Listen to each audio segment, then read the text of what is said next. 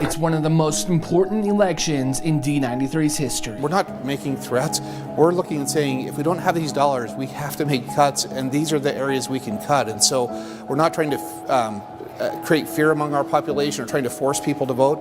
It's just the reality of what dollars we have. The district is asking for voter approval to renew its existing local levies.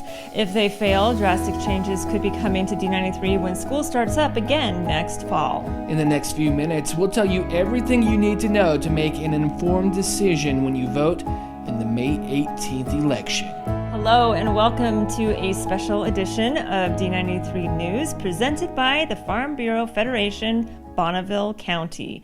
As you all know, Election Day is quickly approaching, but what exactly is on the ballot? You'll find two questions on the ballot, and both are asking if you support renewing the district's existing levies. The tax increase that was part of the March election has been removed. This is simply a tax renewal. KIFI's Rachel Fabi has been looking into this and has an overview of what exactly is supported by these locally controlled levy funds.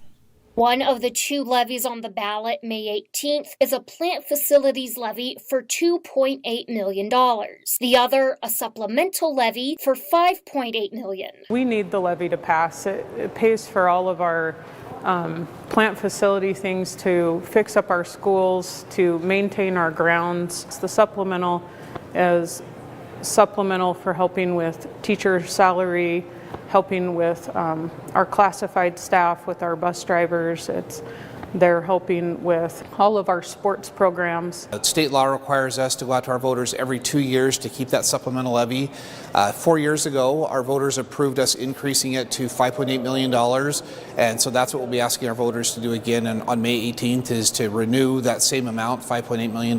If the supplemental levy doesn't pass, the school district would see an $8.6 million shortfall to their budget. That means the district will have to consider pay cuts, layoffs, and other cost-saving measures. The reality is extracurricular activities like sports and performing arts and those other programs, they're not funded from the state, and so if we don't have local dollars, it's going to be very hard to maintain those programs. Superintendent Scott Wolstenhume compares the cuts to those one would have to make if a household lost a source of income. We're not making threats.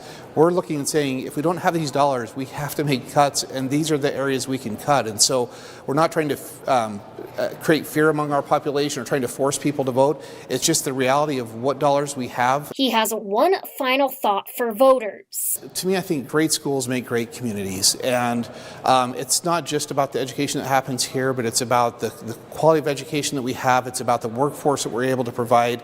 Over and over, it shows that when you have great schools, your economy grows, and it makes just for a better, healthier community. In Ammon, I'm Rachel Fabi.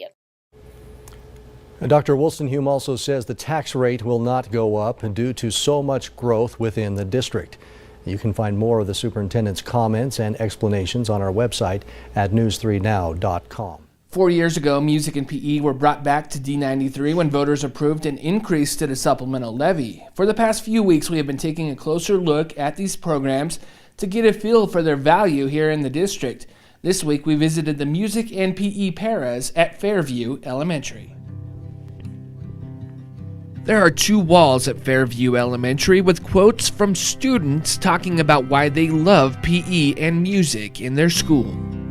So I told all the other music teachers in District 93 they needed to do this because it really boosts your self-esteem as a teacher, because you look at what you've taught them and everything that is helping them, and it's just makes me feel so full and happy that I was able to provide something to the kids.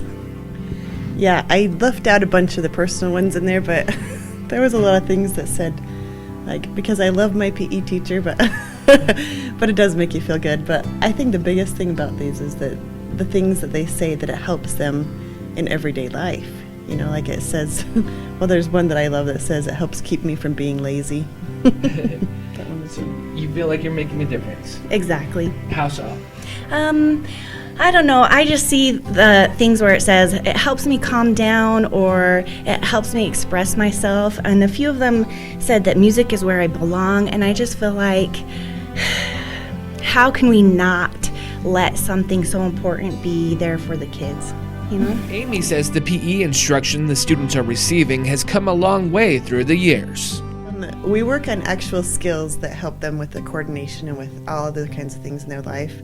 And like for instance, when we do baseball or basketball, we work on things that help them, you know, build their confidence and that kind of stuff too.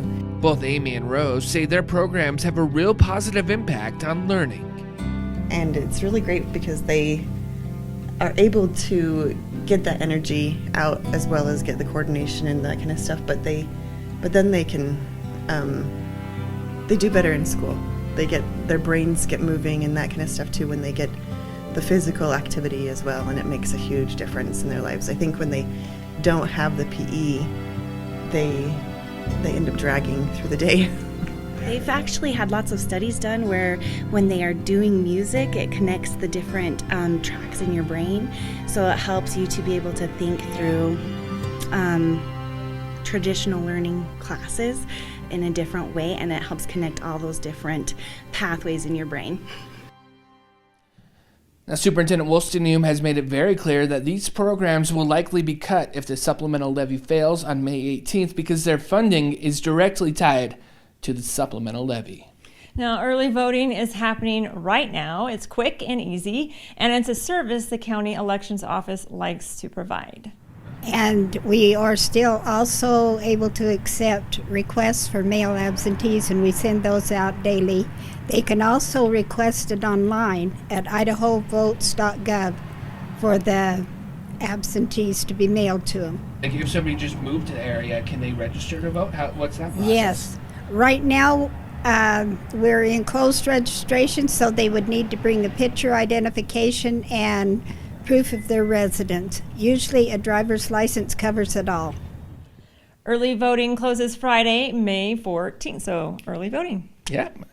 Please join us, speaking of Friday, for this Friday for part 2 of our levy coverage. We're going to take a look at ESSER funds and extracurricular activities, how that all plays into this. You won't want to miss that. Again, that's in part 2 of our special election coverage. So on that note, we'll see you on Friday for part 2 of D93 News.